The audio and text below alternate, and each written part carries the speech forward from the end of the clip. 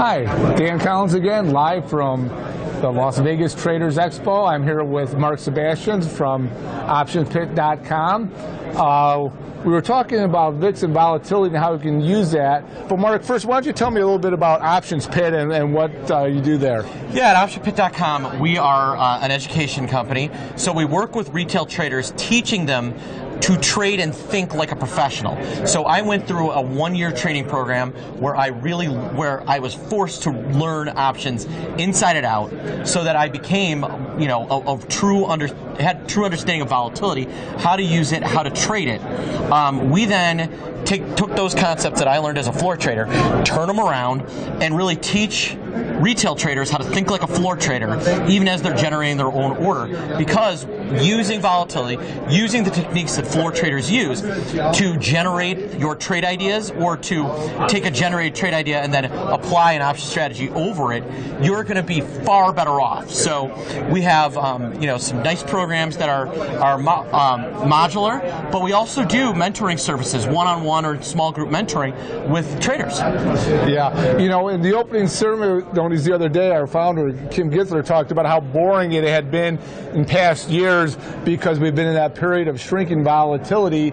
And a lot of people, you could just, if you like equities, you could be long, set it and forget it in that type of world.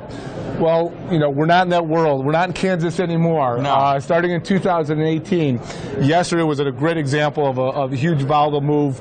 Talk to people about what they need to, now that we're in a period of greater volatility, what they need to know and how they can use VIX and other tools to handle this volatility. Well, the first thing I tell people is a lot of people are system traders. I do this on this date, or I trade off technical charts. When VIX starts to get higher and higher and higher, all of that's normalized thinking that works in a normal market goes out the window. Resistance levels don't hold, support levels don't hold, all those things that work when the VIX is 14, 13, they stop working. And you have to really think about what's going on, pay attention, and be a lot more conditional of a trader. So trade the conditions when the VIX starts to get as high as it is, instead of trying to force a square peg in a round hole, which is what a lot of retail traders happen when we see these types of blowups.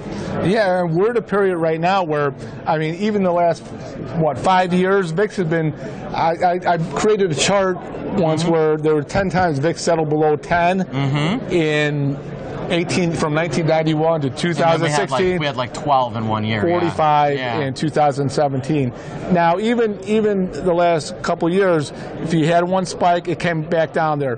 But it seems like we're in a period of more sustained volatility now. So there's VIX spikes and VIX swells. VIX spikes are up and then down. VIX swells are ones that slowly get hotter and then explode, but stay hot for a very long time.